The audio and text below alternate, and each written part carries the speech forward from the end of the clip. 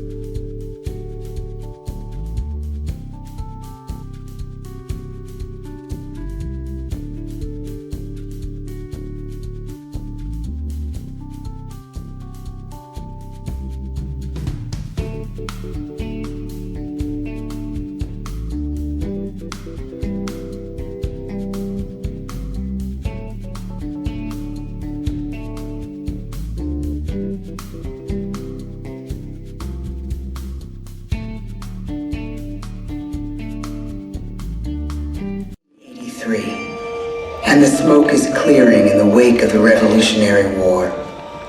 Over the course of 8 grinding years, General George Washington has led a force of shopkeepers, farmers, and Native American allies to victory over the greatest military power in the world. A new nation has been born, independent and free. The founders must form a national government. In 1787, through months of passionate debate, they create a written constitution. For the country's highest office, they imagine something new in the history of the world. A leader not born to power like a king or queen. A leader who has not seized power through conquest. A leader not separate from the people, but elected by the people, from among the people. We, the people. This is a new idea, an American idea, the idea of a president.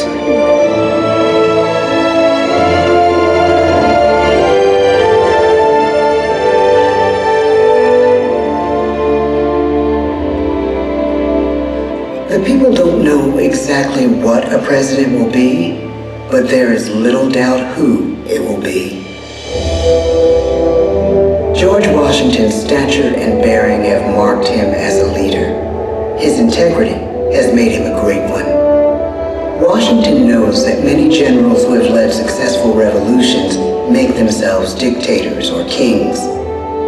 Instead, he steps down from power and retires to his home, Mount Vernon. The world takes note, and George Washington becomes the symbol of American ideals. In the first presidential election, it's Washington by a landslide. The only doubt seems to be his own. He writes, "Integrity and firmness is all I can promise. Integrity and firmness is exactly what we need." Everything he does as president will set a model for his successors. His final act may be the most important of all. After 2 terms, with no term limit in the Constitution and amid overwhelming support to stay in office, he steps down once again and hands power back to the people. He wants us to speak, to elect a new president. During the early years of the Republic, we choose leaders as different as Thomas Jefferson, John Adams, and Andrew Jackson. Elections are often bitter. Each president stands at that fiery intersection where personal character meets the challenges of the times. Some call the presidency a glorious burden. Jefferson calls it a splendid misery. We, the people, must choose well. We elect 15 presidents before the course of history brings us to the edge of a crisis like no other. A nation born of freedom still permits slavery. As the country pushes west, will new states be slave or free? The question produces bitter conflict. The issue rocks the election of 1860 and brings Abraham Lincoln onto the national stage. The tall, lanky, some say uncouth candidate from Illinois is a master of words at a time when speeches are printed in full for people to read. A house divided against itself cannot stand, he has said. With Lincoln's election, the House does indeed divide. Civil War. 11 states secede from the Union. The war becomes a defining passage in the American story. The president's own inner strength and depth of character changed the course of history. Lincoln had come up the hard way, on the American frontier, desperately poor, with less than a year of formal schooling. His early years were scarred by tragedy, the death of his mother, his sister, his first love. He struggles with depression, but never loses his determination to rise above it. He once said he's driven by a desire to leave the world a little better place for having lived in it. The war rages. Lincoln fights to preserve the Union and end slavery. Neither is a sure thing. At Gettysburg, Pennsylvania, 6 months after one of the bloodiest battles of the war, the president dedicates a cemetery to the thousands of soldiers who died there, in words we can never forget.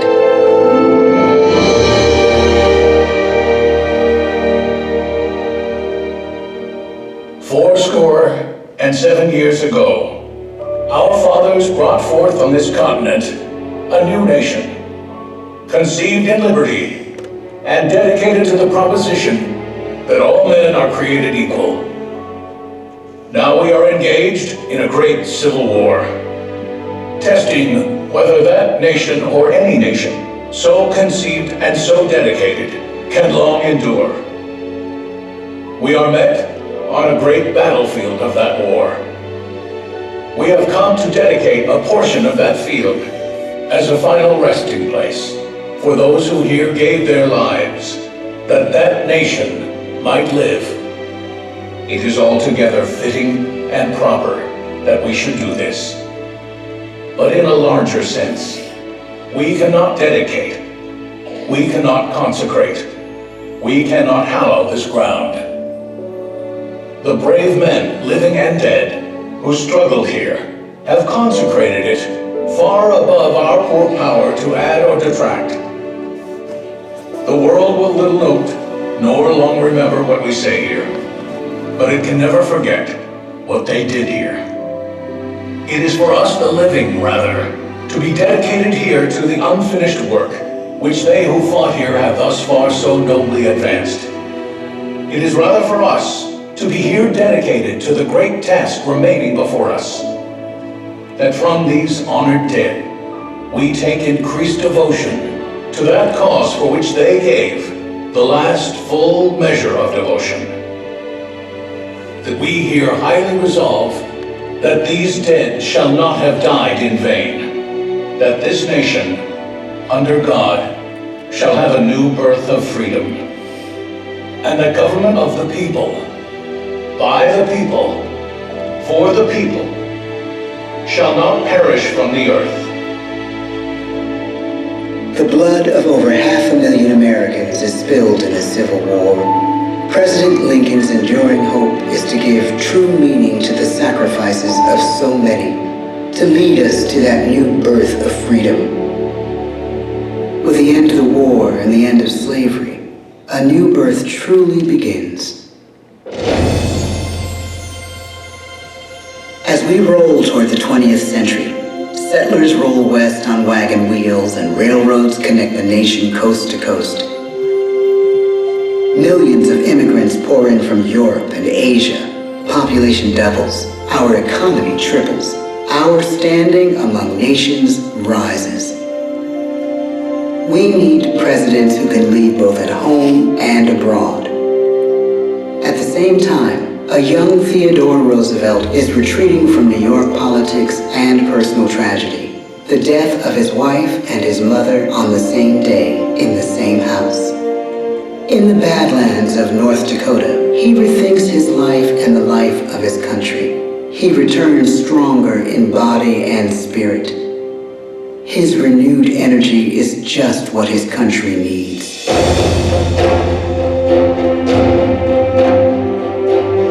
American industry is booming, but social tensions are rising. A progressive movement is bubbling up, pushing for change, and change is needed in the working and living conditions in cities. The gap widens between rich and poor. The demand for change grows stronger. Teddy Roosevelt is a knight on a crusade. He speaks with force and vitality in clear terms that make colorful headlines at a time when To define his foreign policy, he borrows a phrase from an African proverb: speak softly and carry a big stick. But his greatest accomplishments are made at home. He breaks up giant monopolies, protects workers' rights, and calls for a square deal for all Americans, rich and poor, capitalist and wage earner. And a square deal for every man and everyone in the United States. He calls on America to be as great as the natural grandeur of its lands.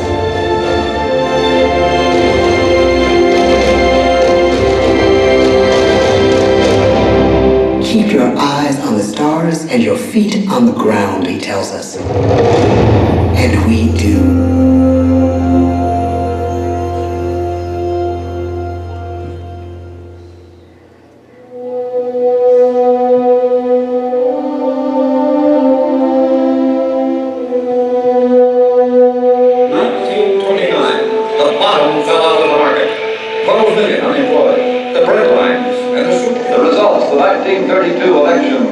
When we elect our 32nd president, it is the worst of times. The course of history and the course of one president's life again shape a turning point in our national destiny. Franklin D. Roosevelt, paralyzed by polio, knows how to restore the faith of a people paralyzed by the Great Depression. I believe in practical explanation and in practical policy. He has found the inner strength his countrymen now need. He speaks to us like a friend, a neighbor. His optimism is contagious, his voice perfect for the latest breakthrough medium, radio. He calls us to believe we have nothing to fear but fear itself.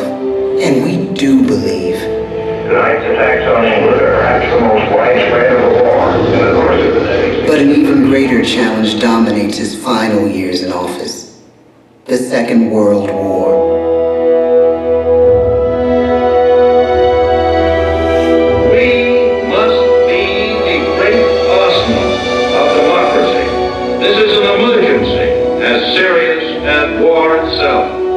We stun the world with our production.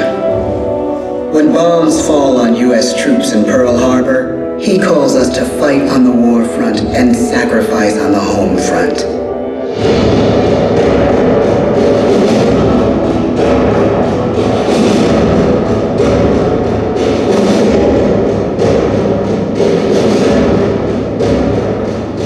The harder the sacrifice, the more glorious the triumph. So spoke America in the year 1776. So speak Americans today. The world changes. The country changes. And yet, in one sense, what we need most from our presidents has never changed. A guiding vision that calls forth the best that America can be. Will outer space be developed for the benefit of all mankind? Or will it become another focus for the arms race? The choice is urgent, and it is ours to make. Ask not what your country can do for you. Ask what you can do for your country. But really, it's all of us who must overcome the crippling legacy of bigotry and injustice. And we shall overcome. One of the agreements that President Sadat and Prime Minister Begin are signing tonight is entitled A Framework for Peace in the Middle East. Mr. Gorbachev, tear down this wall. You have lost too much, but you have certainly not lost America. I can hear you. The rest of the world hears you. Loving this country requires the willingness to speak out for what is right, to shake up the status quo. That's America. Our presidency is no longer just an idea. It is an idea with a proud history. and gentlemen, the Presidents of the United States of America.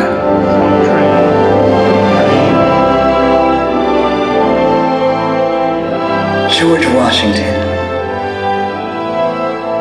John Adams, Thomas Jefferson, James Madison, James Monroe, John Quincy Adams, Andrew Jackson, Martin Van Buren, William Henry Harrison, John Tyler, James K. Polk, Zachary Taylor, Millard Fillmore, Franklin Pierce, James Buchanan, Abraham Lincoln, Andrew Johnson, Ulysses S. Grant, Rutherford B. Hayes, James A. Garfield, Chester A. Arthur, Grover Cleveland, Benjamin Harrison, William McKinley, Theodore Roosevelt, William Howard Taft, Woodrow Wilson, Warren G. Harding, Calvin Coolidge, Herbert Hoover, Franklin D. Roosevelt, Harry S. Truman, Dwight D. Eisenhower, John F. Kennedy, Lyndon B. Johnson, Richard M. Nixon, Gerald R. Ford, Jimmy Carter, Ronald Reagan, George Bush, Bill Clinton, George W. Bush, Barack Obama, Donald Trump.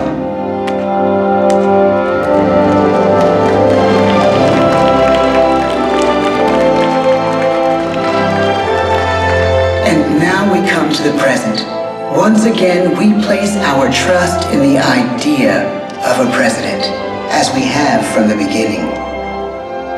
My fellow citizens, no event could have filled me with greater anxieties than that notification on the 14th day of April, 1789, that you had selected me to lead our nation. But it was with the confidence of my fellow citizens that I took an oath. 35 simple words that have been repeated by every American president throughout history. I, Joseph Robinette Biden Jr., do solemnly swear that I will faithfully execute the office of President of the United States, and I will, to the best of my ability, preserve, protect, and defend the Constitution of the United States. So help me God. The presidency of the United States is a role unique in the world, an office entrusted to each president by us, we the people. Therein lies the genius of that new idea, now over 200 years old. A new idea our presidents have turned into a great American idea again and again.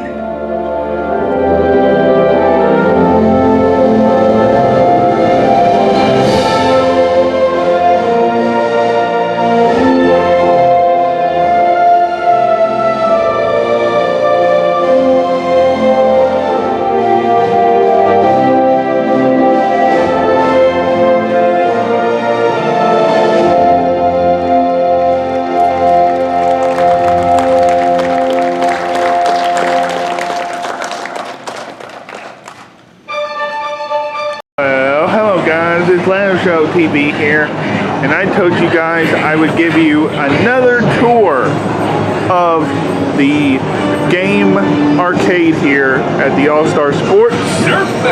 And here we are. I know I showed you a tour just the other day, but here is another quick one. Just for fun. Here's my two favorite games. I've played all these games before. So, pretty cool.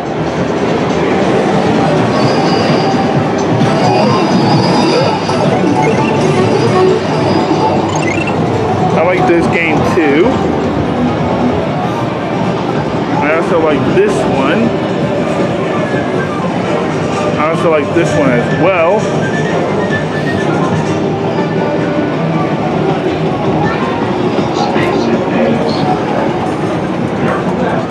And I really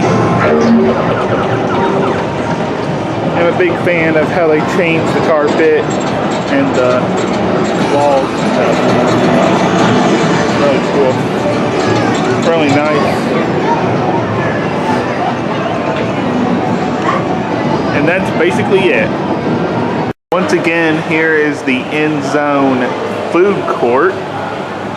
This is where everybody checks in. Once again, this is the gift shop.